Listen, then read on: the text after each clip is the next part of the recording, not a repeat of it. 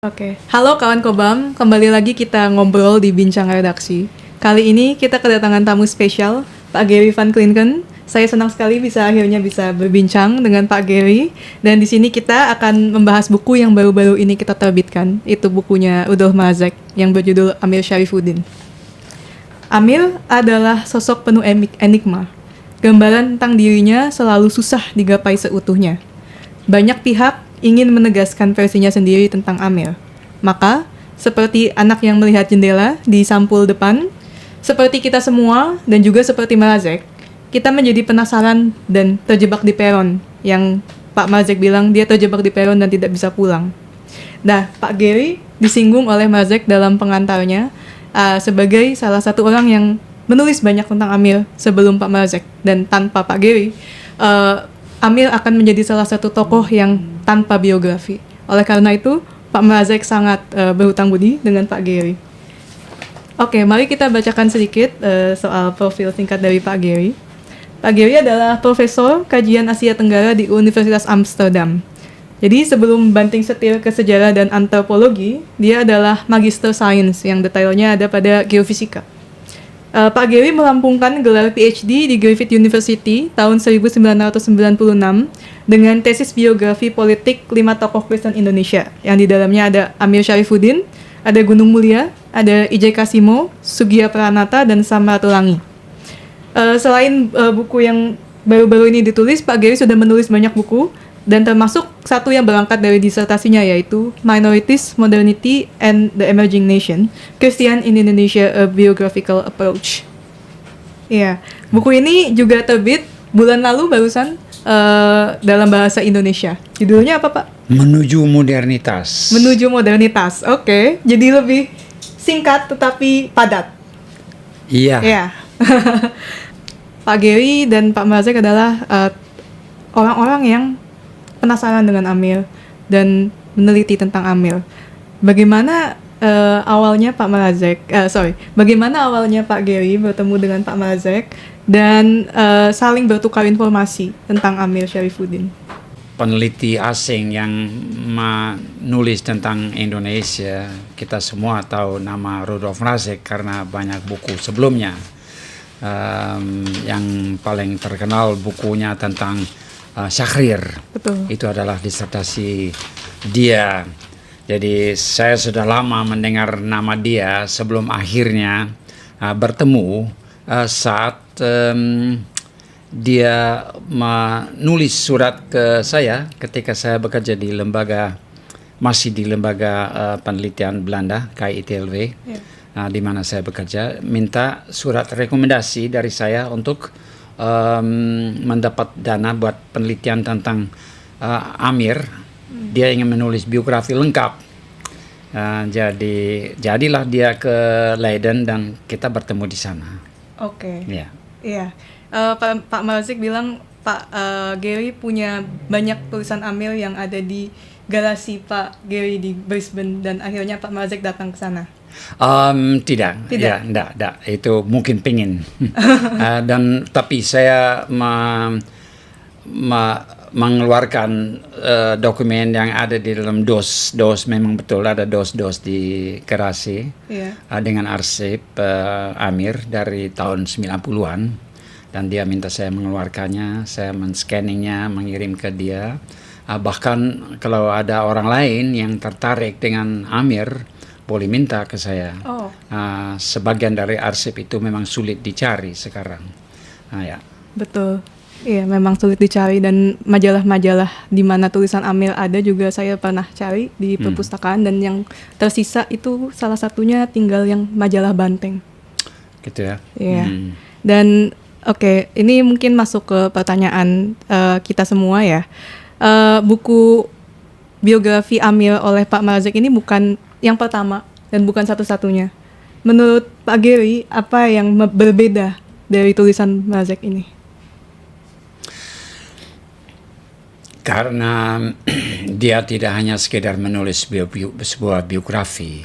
Jadi sebuah biografi yang katakanlah standar adalah mengumpulkan segala fakta yang ada dalam kehidupannya, kemudian disusun secara kronologis dan ditulislah seperti itu.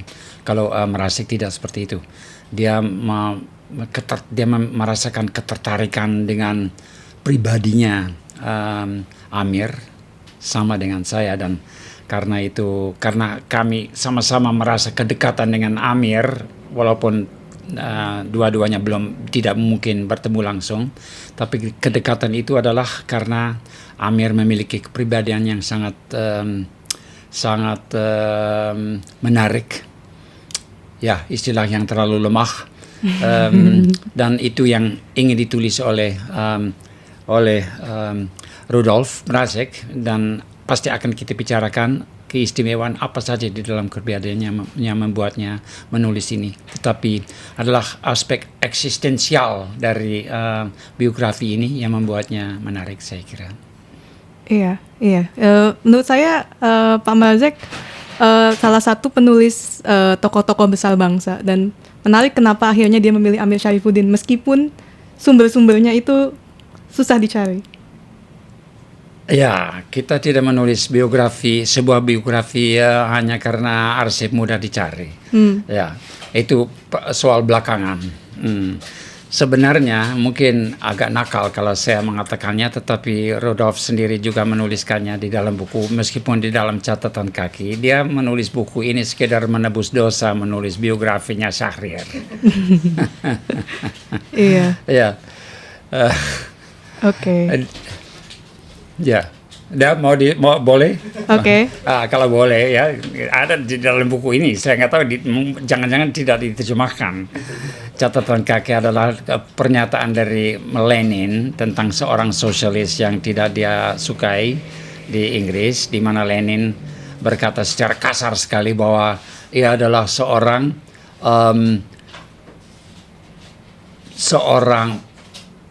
penyambung lidah sosialis dari seorang dokter gigi yang sukses. Seorang dokter gigi yang sukses.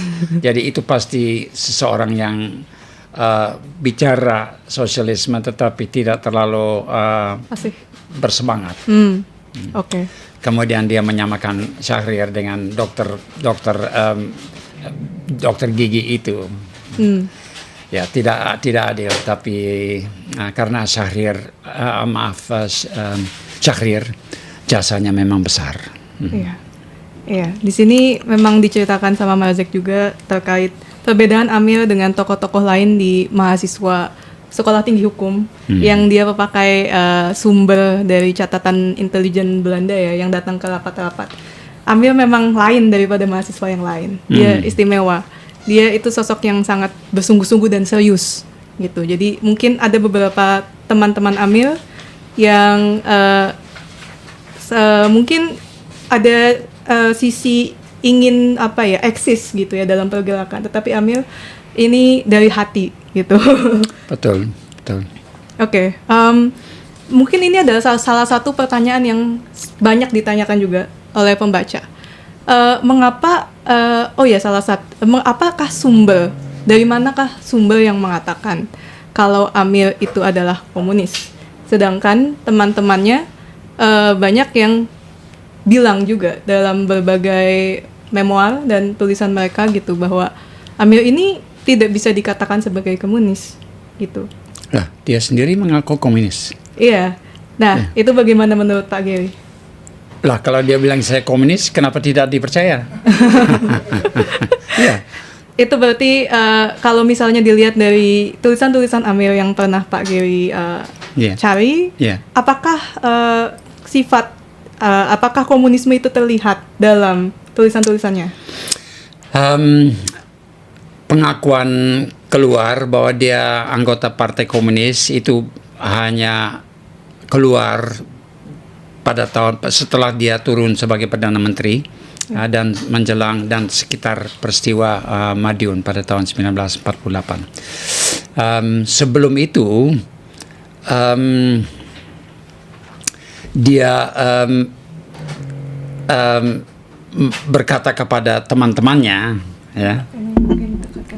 Dia berkata kepada teman-temannya, sudah lama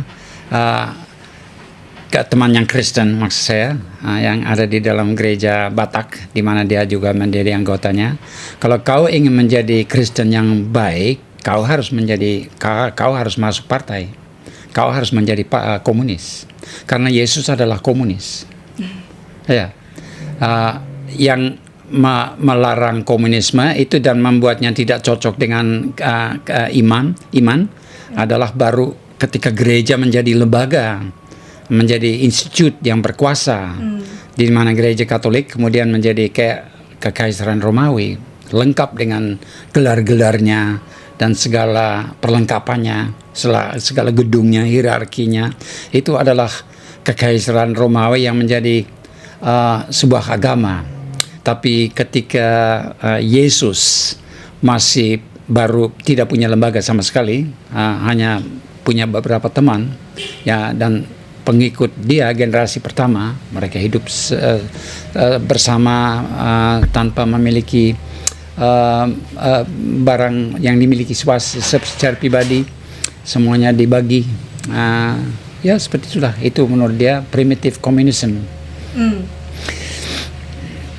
Nah, sebelum Perang Dunia kita tidak tahu apa itu sebuah partai komunis. Ada banyak kelompok yang menamakan diri komunis. Ada yang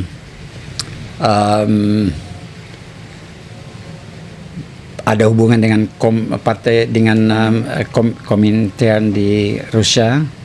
Ada yang inspirasinya komunis tetapi akarnya di Jawa dengan komunitasnya, tidak pernah keluar negeri. Ya, jadi kita tidak tahu yang dimaksud dengan kata saya seorang komunis pada saat itu. Saya yakin buat dia, buat Amir, komunis bukan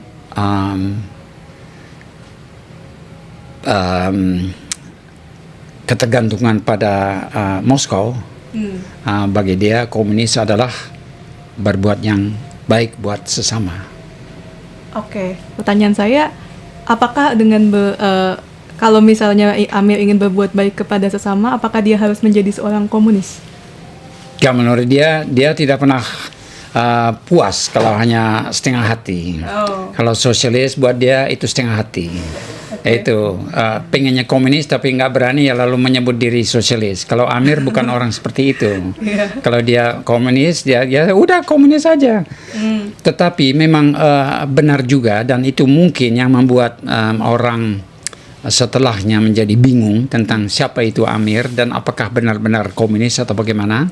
Dia hidup di dua tingkat sekaligus. Terutama sebelum Perang Dunia, dia memiliki teman, sahabat, organisasi, pergaulan atau apa namanya yang clandestine, dan di atas tanah yang terbuka. Yang terbuka itu bergaul secara terbuka dengan pejabat-pejabat kolonial. Dia menjadi pejabat sendiri. Belajar ekonomi di bagian ekonomi, belajar tentang harga beras, tentang harga, dia menulis tulisan kecil tentang harga jagung, ya seperti itu. Jadi bagaimana dia bisa menyatukan yang satu dengan yang lainnya, dan dia juga menjadi anggota di gereja dan juga bicara dari mimbar. Dan saya yakin dia tidak akan bicara di mimbar kalau semua harus menjadi anggota komunis. Iya, dan dia bicara di mimbar tidak pakai di gereja HKBP ya. Dia tidak pakai bahasa Batak. Walaupun begitu ya? Iya. Saya malah tidak ingat lagi itu. Pak Asik bilang di bukunya kalau Amir dalam khotbah tidak memakai bahasa Batak di gereja HKBP. Oh gitu. Tapi pasti dia bisa gitu. Nah itulah memang sesuatu yang penting, di mana Amir sama dengan semua tokoh pergerakan pada waktu itu yang di Jakarta sudah menjadi terasing dari kampung kelahirannya.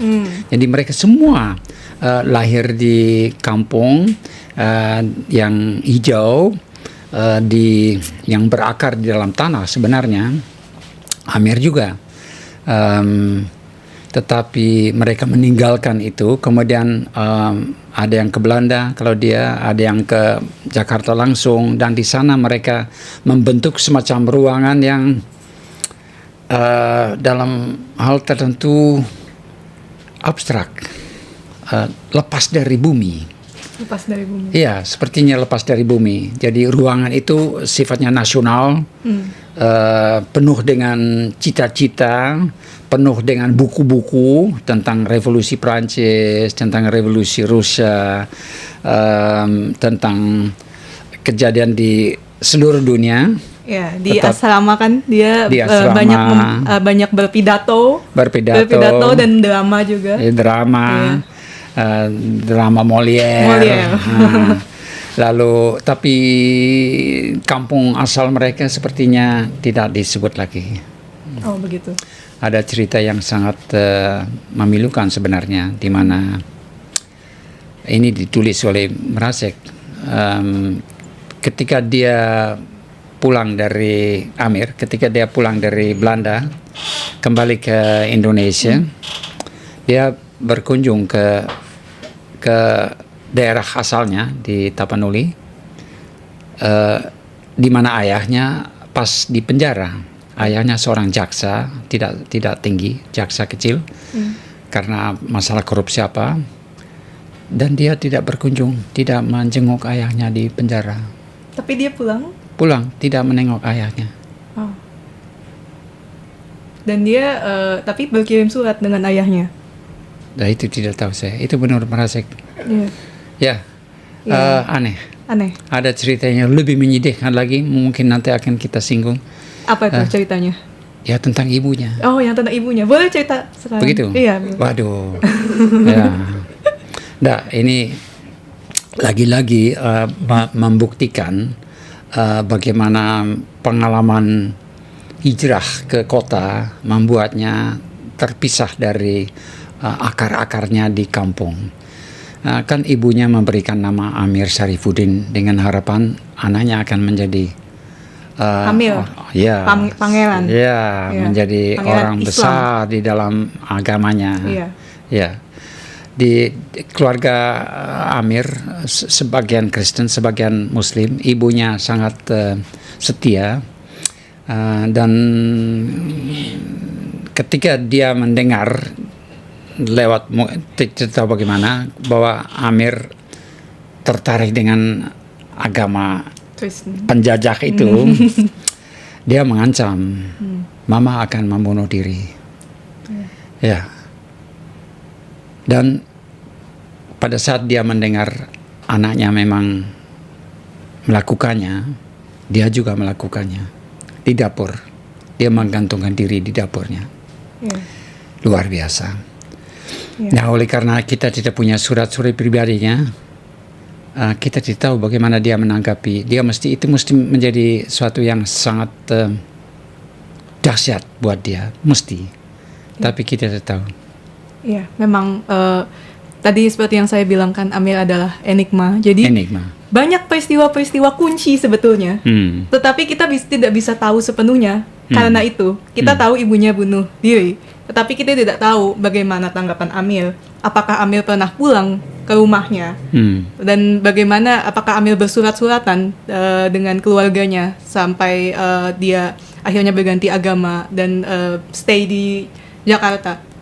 Itu kita masih belum tahu, dan tetapi itu semua dirangkai oleh Mrazek menjadi suatu kisah yang sangat tebal, dan kita bisa simpulkan sendiri mungkin dengan pengilhaman masing-masing tentang Amir. Oke.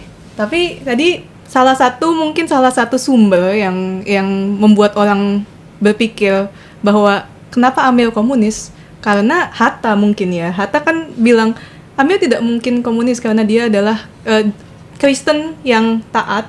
Tetapi bagaimana seorang Kristen yang taat menjadi seorang komunis?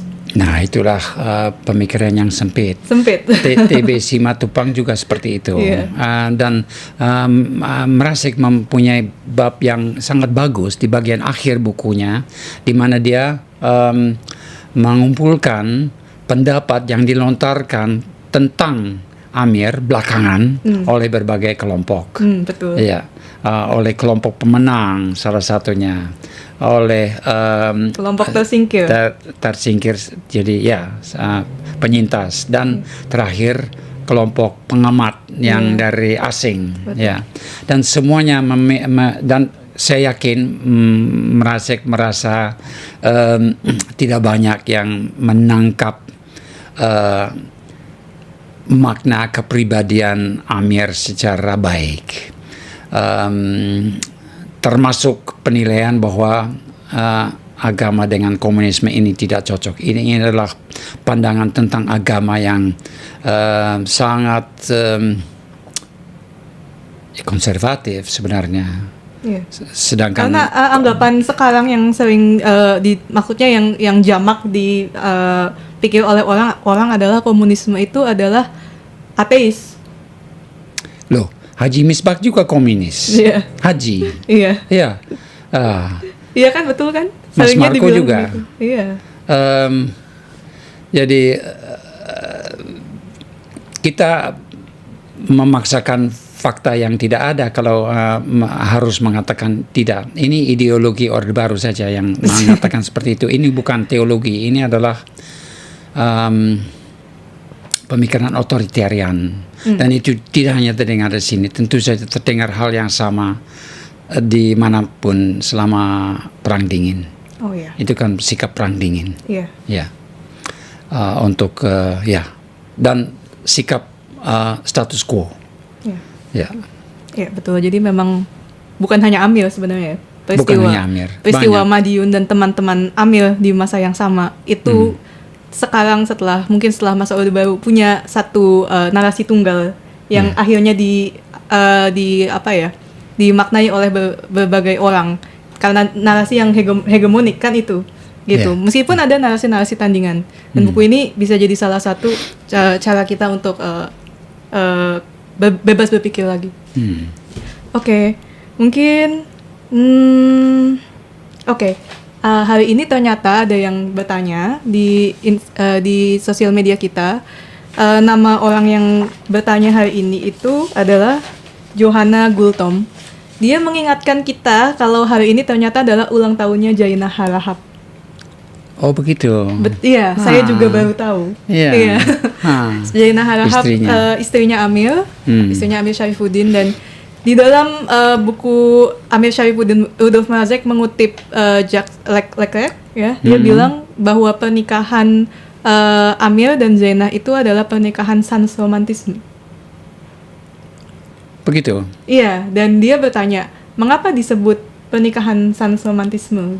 Padahal menurut dia itu sangat romantis pernikahan antara Jainah dan Amir karena melawan adat Batak. Melawan adat. Iya. Boleh diceritakan sedikit? Saya tidak tahu banyak lebih dari itu. Saya tidak pernah membayangkan relasi di antara mereka berdua tanpa romantisisme. Kesan yang saya dapat dari wawancara dengan sejumlah orang yang melihatnya langsung adalah mereka justru baik, mesra, saling mendukung. Tentu Amir banyak berdosa terhadap keluarganya ketika dia menjadi menteri karena kesibukan yang apalagi hal-hal yang terjadi setelah dia turun sebagai menteri atau perdana menteri, sehingga keluarganya dikorbankan, anaknya tapi banyak juga yang bercerita kalau dia berada di rumah, dia selalu bernyanyi bersama dengan anaknya, main piano, berdoa bersama. Ya, seperti itu. Iya. Ya, yang mungkin yang menarik juga di sini Marzek itu pakai uraian dari anak-anaknya ya, yang menjadi sumber bagaimana kita mengetahui Amir sebagai seorang family man, ya, karena diceritakan bagaimana mereka berdoa bersama dan bagaimana Amir mendidik anak-anaknya, gitu. Jadi mungkin itu jawabannya dari Pak Gary. Lalu mungkin pertanyaan dari saya lagi tentang tulisan-tulisan Amir, menurut Pak Gary, bagaimana sih Pak Gary memaknai Amir dari tulisan-tulisannya? Kalau masih ingat ya? Ya, saya sedikit banyak ingat. Masalah yang kita hadapi dengan Amir adalah tulisan yang bersifat sangat pribadi. Semua sudah tidak ada lagi. Ini satu memoir kecil? Begitu. Yang ditulis beberapa halaman saja. Oh begitu. Iya. Untuk? Yang sepertinya itu disimpan oleh Leclerc juga. Catatan harian sebenarnya. Catatan harian. Gitu ya? Iya, tapi hanya itu saja. Hanya itu saja. Iya. Oke, saya tidak ingat itu. Sisanya dimusnahkan oleh keluarganya sendiri setelah 65 sebenarnya, ketika makam Amir dibongkar lagi dan sejarahnya, riwayatnya dipersoalkan lagi, sehingga takutlah keluarga. Sayang sekali. Saya tidak tahu, mungkin tidak banyak yang dibakar, tapi yang saya dengar ada. Jadi yang kita ketahui hanyalah selain yang disebut tadi, Amira, tulisan yang terbit yang masih bisa kita cari, dan di situ ada garis yang dapat kita lihat. Di awal-awal dia memang orang yang suka belajar, suka sekali bergaul, juga sudah sejak di Belanda, dan di Belanda masih di sekolah dia menulis tulisan dia yang pertama di dalam majalah siswa mengenai masalah etnis. Betul. Dan yang saya tangkap dari tulisan itu adalah dia seorang pemikir tapi belum terlalu berani, belum terlalu radikal. Dia masih mengulangi persepsi yang umum di zaman kolonial itu, bahwa masalah utama di Indonesia adalah masalah antar etnis. Jadi dia jelas belum sampai mengalami politisasi di sekolah hukum. Iya, tetapi itu sudah artikel yang sangat mendasar. Paling maksudnya dia bisa mendapat intisari tentang apa sebenarnya problem di waktu itu, bahkan belum ada kepikiran untuk memerdekakan Indonesia, tetapi dia sudah membicarakan soal persoalan ras di Indonesia, dan itu setelahnya menurut saya dia semakin menebalkan persepsi dia yang dia tulis di majalah siswa itu. Gitu ya. Saya melihat keindonesiaannya setelahnya menjadi semakin tebal, di mana dia sama dengan yang lainnya di sekolah hukum cenderung menilai wacana kolonial tentang masalah antar etnis itu sangat dilebih-lebihkan. Di mana dia dulu masih menjadi anggota dari Yong Batak kalau tidak salah, asosiasi etnis. Tapi setelah saat tertentu mereka meninggalkan itu semua. Semua ingin menjadi orang Indonesia, lepas dari latar belakangnya, dan itu menjadi sangat itu menjadi pergeseran buat dia, saya kira, di mana setelah itu dia tidak pernah bicara lagi tentang kebatakan. Ya, ada satu kutipan yang saya tulis di sini dari buku Mahazek ini, yang bisa sedikit menggambarkan bagaimana sih pemikiran Amir soal nasionalisme ya. Dia menulis di mungkin sumbernya bisa dicek lagi ya, tetapi saya lupa menulis sumbernya. Tetapi ini tulisan Amir. Ketika tamu mengetuk pintu kita dan meminta bantuan, kita akan memberinya tempe dan sambal. Ada kaum susah di tengah golongan Indo, dan merekalah yang akan kita terima. Namun ada kaum senang di tengah orang Eropa, Cina, dan Arab.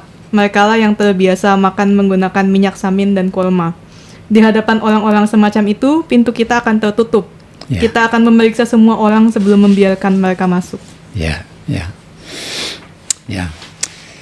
Jadi dia lebih melihat ketidakadilan di dalam perilaku orang daripada identitas etnisnya. Iya, dia memang dari sejak awal memang sudah agak lain ya, dengan konsep nasionalisme kan berbeda-beda ya, ketika semua orang sedang membentuknya gitu di narasi-narasi di surat kabar dan di majalah gitu. Tapi dia tidak bicara soal bangsa Indonesia itu siapa gitu. Tetapi dia segala masyarakat gitu, termasuk Arab, Cina dan Indo itu disebut oleh Amir sebagai saudara gitu. Jadi yang membedakan mereka itu bukan etnis atau rasnya, tetapi adalah mereka yang kaum susah dan mereka yang kaum senang. Ini istilah yang benar-benar dipakai Amir ya, saya tidak bikin sendiri gitu. Iya. Dan perubahan itu di mana dia menjadi nasionalis terbukti ketika masalah Tionghoa ini menjadi isu di antara mereka, di mana sebagian pergerakan pada waktu itu lebih banyak melihat etnisitas sebagai sesuatu yang penting, di mana orang Eropa tidak boleh karena kulitnya, orang Jepang boleh karena mereka itu Asia, orang Cina tidak boleh karena bukan Indonesia, sedangkan buat Amir orang Cina terutama kalau dia kiri harus dirangkul karena mereka sama-sama mengalami penderitaan di bawah Jepang yang fasis. Jadi dia tidak melihat Jepang sebagai simbol kuasa Asia yang bisa mengalahkan Eropa. Dia justru melihat mengalahkan penjara. Dia melihat Jepang sebagai kekuatan fasis. Artikel-artikel Amir banyak sangat anti fasis ya. Iya. Dan dia bersedia bekerja sama dengan bahkan dengan orang Belanda. Yang sejauh mana mereka juga anti fasis. Ya mungkin ini dari tadi kita bicara kontradiksi Amir ya, yang ditulis oleh Marzek, dan itu yang mungkin yang membuat orang bingung kenapa Amir begini, kenapa dia melakukan itu, kenapa dia melakukan ini, kenapa dia bekerja sama dengan Belanda, kenapa dia anti Jepang dan tidak mau bekerja sama sekali. Itu mungkin salah satu yang mendefinisikan Amir mungkin ya, justru gitu dengan segala yang mungkin orang kira sebagai kontradiksi, tetapi Amir punya pemikirannya sendiri soal apa sih yang harus dilakukan ketika Indonesia merdeka gitu. Menurut saya dia juga sosok satu-satunya ya mungkin ya yang berhasil gitu merangkul semua pemuda juga waktu itu dalam Gerindo, dan akhirnya dia juga mencetuskan GAPI. Iya, itu yang menurut saya bahkan pemuda-pemuda waktu itu sempat bicara soal kemungkinan Amir untuk membacakan proklamasi. Gitu ya. Iya, tetapi dia sedang ditawan oleh Jepang. Masih di dalam penjara meskipun Jepang sudah kalah, tapi dia masih penjara di Surabaya. Iya. Tuh. Oke, Pak Geri, ada satu lagi yang paling menurut Pak Geri adalah sesuatu yang paling menarik buat Pak Geri soal Amir.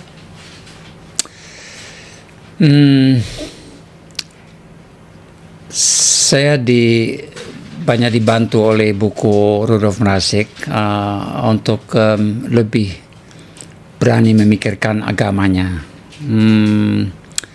Banyak orang akan melihat sosok seorang pemimpin seperti dia dan akan sedikit merasa malu karena agamanya, apalagi agamanya yang salah, gitu kan, agamanya penjajah. Sedangkan buat Mrazek justru aspek itu yang ditekankan karena memperlihatkan sesuatu yang penting tentang kepribadian Rudolf Mrazek, di mana dia sangat dia melihat seluruhnya secara eksistensial. Jadi eksistensialisme adalah paham di mana kita hanya bisa memahami alurnya sejarah dari kepribadian orang. Jadi orang-orang yang kuat. Nah, orang-orang yang kuat, orang-orang yang menggerakkan sejarah itu, kekuatannya berasal dari mana? Itu pada umumnya adalah kekuatan yang bernuansa religius. Dan dalam hal ini adalah kekuatan religius yang sangat karismatis, tidak ada hubungan sama sekali dengan agama sebagai sebagai lembaga. Buat dia agamanya adalah semacam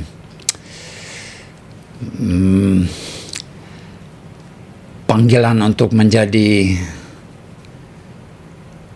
aku yang lebih besar, yang tidak memikirkan yang tanpa pamrih, yang tidak memikirkan keselamatan sendiri.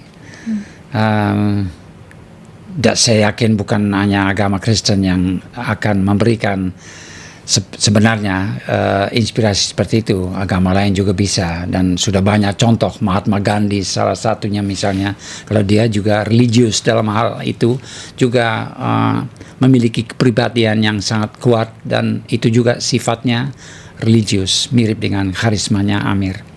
Tetapi merasa memberikan renungan, refleksi yang sangat bagus tentang itu, jauh lebih bagus daripada tulisan saya. Ya. Ya. Oke, Pak Giri mau menambahkan kata-kata terakhir mungkin? Tahu soal revolusi mungkin? Oh ya, kita belum pada inti persoalannya dong. Inti persoalannya. Possible hero, iya, betul. pahlawannya mungkin. Ini yang belum kita sampai. Ini perlu, penting sekali. Oke, boleh? Ya? Iya. Oke. Jadi yang salah dari penilaian orang lain yang kita bicarakan tadi, bahwa tidak mungkin Kristen dengan agama dengan komunis itu menjadi satu dan hal semacam itu adalah pandangan yang dari luar, pandangan di luar panggung, sementara dia berada di panggung dan dia menjadi seorang pahlawan. Nah, sumbangan yang paling menarik dari buku ini menurut saya adalah dia menawarkan renungan tentang apa itu seorang pahlawan. Kita punya daftar pahlawan yang panjang di Indonesia, dan sebagian diantaranya pahlawan sungguhan. Harus kita lihat sebagian gelar pahlawannya dibeli oleh keluarganya. Ya. Sehingga dari daftar itu saja kita tidak bisa mengetahui dengan pasti apa itu seorang pahlawan. Karena itu dia menggunakan kata pahlawan yang mungkin di dalam judul buku dia, yang di dalam naskah yang asli, possible hero. Jadi kita sebenarnya tidak tahu apa itu seorang pahlawan. Ada sesuatu yang misterius pada yang enigmatik seperti Amir kata mengenai seorang pahlawan yang sulit ditangkap, dan karena itu orang mengaguminya, yang merasakan ini ada sesuatu yang sangat istimewa. Kita tidak bisa seperti itu. Kita mengaguminya, kita tidak memahaminya, tapi kita juga merasa ingin menirunya, ingin mengikutinya, seperti itu. Possible hero yang dengan makna yang lain adalah andai kata dia menjadi sukses, andai kata cita-citanya tercapai, apakah 5 atau 10 tahun kemudian dia tetap hero seperti itu? Itu pun kita tidak tahu dalam hal ini, ya. Dan ada contoh lain di mana jawabannya ya, dan contoh lain lagi di mana jawabannya tidak. Termasuk Tito. Tito adalah pemimpin komunis di Cekoslowakia yang sangat dihormati sangat dikagumi oleh Amir, sehingga dia memberikan nama Tito kepada anaknya yang lahir di tengah revolusi, Tito Batara, Tito yang ilahi. Tetapi Tito kemudian kehilangan panduan moralnya, dan ini jauh setelah Amir sendiri tidak ada lagi, sehingga possible hero yang akhirnya menjadi orang yang lain, gitu. Sehingga begitulah, dan akhirnya tidak ada patokan yang jelas apa itu seorang pahlawan, tetapi juga ada perasaan bahwa kita membutuhkan, dan saya merasa buku ini penting tidak hanya sebagai dokumen sejarah renungan kita mengenai makna revolusi, ya, tetapi juga karena situasi yang sekarang kita hadapi adalah sebuah situasi yang bahkan bisa dikatakan lebih gawat daripada situasi yang dihadapi pada tahun 45. di mana yang diperjuangkan pada tahun 45 adalah kemerdekaan dari penjajah yang kapitalis, ya, dan itu gagal, ya. Gagal ketika Amir mati, gagal ketika gagal terutama pada tahun 65 ketika semuanya apa yang diperjuangkan itu ternyata gagal. Tetapi saat ini kita menghadapi, jadi itu andai kata mereka berhasil dan tetap sampai sekarang, kita tidak memiliki masalah kapitalisme yang merusak bumi seperti sekarang ini. Nah, sekarang ini yang kita hadapi adalah kapitalisme yang tetap malah lebih kuat lagi daripada pada tahun 45, dan kerusakan ekologis yang tidak terbayangkan gawatnya. Nah, bagaimana, apakah masih ada pahlawan yang mungkin untuk memimpin pada saat yang genting seperti itu? Kita sangat membutuhkannya, dan karena itu saya kira buku ini sangat tepat pada waktu ini. Tidak hanya untuk katakanlah merenungkan kembali makna 45, tetapi untuk merenungkan makna 2025. Oke, saya mau tanya sedikit satu lagi. Utopia Concrete di sini. Kan Mrazek tulis soal Utopia Concrete. Menurut Pak Gary, Utopia Concrete yang diterjemahkan oleh Pak Gary itu seperti apa, dan apakah kita bisa memaknai Utopia Concrete itu saat ini itu bagaimana? Ya, istilah utopia memiliki sejarah yang cukup rumit di dalam pemikiran Marxis, ya, di mana Mrazek berada di dalam arus itu. Sebagian orang dianggap utopis tetapi tidak konkret karena dia hanya membayangkan masa yang lebih bagus tanpa memikirkan lalu bagaimana hal itu bisa dibangun, diwujudkan, dan sehingga itu hanya semacam impian belaka yang akhirnya tidak mungkin menjadi kenyataan. Tidak seperti itu. Kalau Karl Marx membayangkan utopia juga, dan dia selalu memikirkan juga akarnya dalam kenyataan. Apakah mungkin? Ya mungkin. Itu adalah utopia yang nyata, yang konkret. Tetapi, nah inilah juga khas perspektifnya Rudolf Mrazek. Utopia yang diperjuangkan di dalam revolusi dan demi revolusi itu selalu gagal. Jadi dia menawarkan sebuah gambaran yang sangat indah, saya kira, dari Walter Benjamin. Mengenai sebuah lukisan dari Paul Klee. Mungkin Marina Amira masih ingat lukisan yang digambarkannya. Walter Benjamin adalah seorang Yahudi, filsuf Yahudi, dan di dalam agama Yahudi ada harapan bahwa suatu saat Sang Mesias akan datang. Jadi mirip-mirip dengan Mahdi di dalam keyakinan Islam, dan kita tidak tahu kapan Mesias itu akan datang. Jadi seorang yang menganut utopia konkret adalah seorang yang setiap saat menantikan atau menduga Mesias bisa membuka pintu dan merubah dunia. Nah, itu tidak berarti kita harus mengikuti keyakinan Yahudi secara harfiah bahwa Mesias itu harus ada karena itu diceritakan di dalam Alkitab. Tidak sama sekali. Juga tidak harus mengikuti kepercayaan terhadap seorang Mahdi atau bagaimana.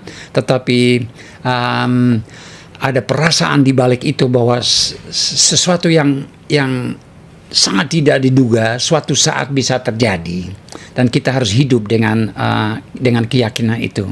Kita harus sadar bahwa kenyataan yang berada di sekitar kita saat ini sangat tidak bagus, sangat tidak baik, sangat perlu dirubah secara radikal, dan perubahannya radikal bisa suatu saat bisa saja datang secara tidak diduga. Nah, itu adalah sikap Amir. Sikap Amir. Ya. Tapi terus gagal. Ya. Iya. Oke. Sepertinya kita harus menutup. Tapi bagaimana menurut Pak Gary? Kita harus menutup diskusi ini. Kalau menurut saya menutupnya dengan kembali ke tahun 2025. Ya. Okay. Ya, karena situasi yang kita hadapi sekarang ini sama-sama gawat dengan situasi pada tahun 45. Bahkan lebih gawat karena krisis ekologis yang pada saat itu belum banyak dipikirkan. Yang ada adalah krisis kapitalisme global, dan itu lebih hegemonik sekarang daripada tahun-tahun itu, ya. Dan sekarang ditambah dimensi ekologis juga yang diciptakan tentu saja oleh kapitalisme yang sama. Nah, di mana pada tahun 45 ada kekuatan yang menandingi di Cina, di Uni Soviet, dengan segala kekurangannya, ada kekuatannya menandinginya. Tetapi sekarang sepertinya tidak ada kekuatannya menandingi. Seluruh dunia ini dikuasai oleh neoliberalisme. Bahkan konsep revolusi itu sendiri saja dicurigai. Di mana dulu konsep revolusi itu dijunjung sebagai sesuatu yang perlu. Dan kita akan berkorban untuk menjalankannya. Sekarang revolusi adalah sesuatu yang tidak mungkin, sesuatu yang kalaupun terjadi pasti akibatnya tidak seperti yang diharapkan, atau bahkan adalah terorisme belaka. Ya, jadi tidak ada lagi yang percaya dengan revolusi. Sedangkan justru revolusi itu yang dibutuhkan saat ini. Nah, ini tidak mengatakan bahwa seorang Amir akan datang dan akan membuatnya semuanya menjadi baik, tidak. Tetapi saya juga merasa bahwa tidak ada saat yang lebih genting daripada sekarang ini.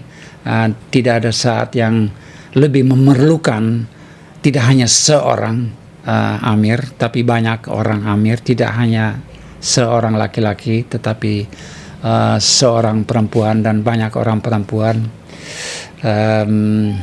Dan saya yakin mereka sudah ada. Cuman ini juga kelemahan kita, ya. Kita tidak bisa melihatnya seringkali. Kita menilainya seperti orang-orang dalam bab-bab terakhir ini, bahwa wah, ini tidak mungkin, komunis dengan agama tidak mungkin, atau ini orangnya naif, atau ini seperti itu penilaian, atau kisah tragis seperti itu, seperti kita mengamatinya secara salah. Dan buku ini dimaksud, saya kira, sekedar latihan batin buat kita juga untuk lebih mudah mengenal sosok seorang pahlawan yang mungkin. Ya. Oke, kalau gitu saya tutup dengan kutipan dari buku Mrazek. Ya. Oke. Mrazek menulis di dalam bukunya ada bagian para pemenang atau para pemenang, para tersingkir, dan para pengamat atau penonton. Menurut Mrazek, seperti sifat para pemenang, kenangan soal Madiun dan Amir penuh kejayaan sekaligus penuh kecemasan. Kenangan itu setelah ditangkap perlu diperbaiki secara permanen. Kenangan itu perlu fondasi atau pilar penopang. Penyeragaman berpikir yang menjadi sistematis diterapkan pada anak-anak bangsa selama bergenerasi. Maka membicarakan Amir adalah bentuk membebaskan diri dari distorsi berpikir seperti itu. Terima kasih. Ya, salam.